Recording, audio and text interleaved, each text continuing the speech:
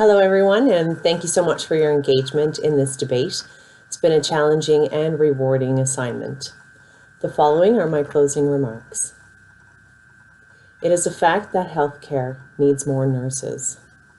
There is no need to debate that the nursing shortage has a critical impact on patients, society, and the advancement of nursing practice.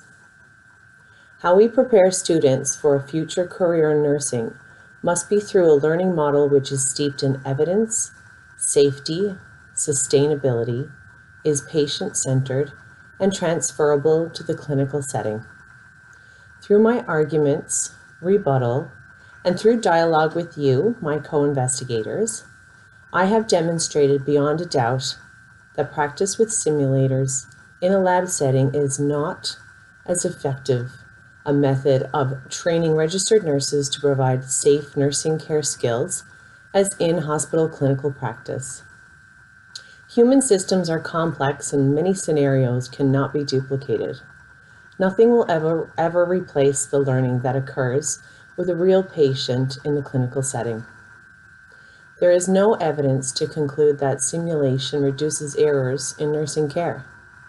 One may assume or believe that simulation does reduce errors.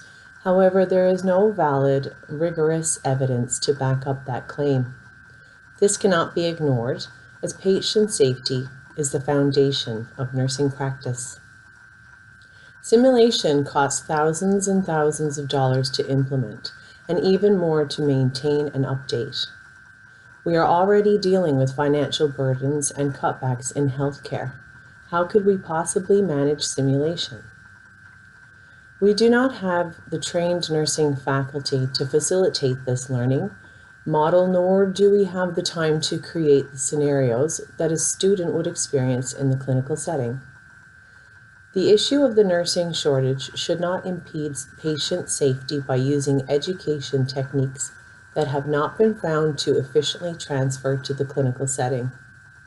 Again, there is no evidence that using simulation transfers any knowledge to the clinical setting. As many of you have acknowledged, simulation does have a beneficial place in nursing education. However, I have demonstrated that it could never replace learning in clinical practice.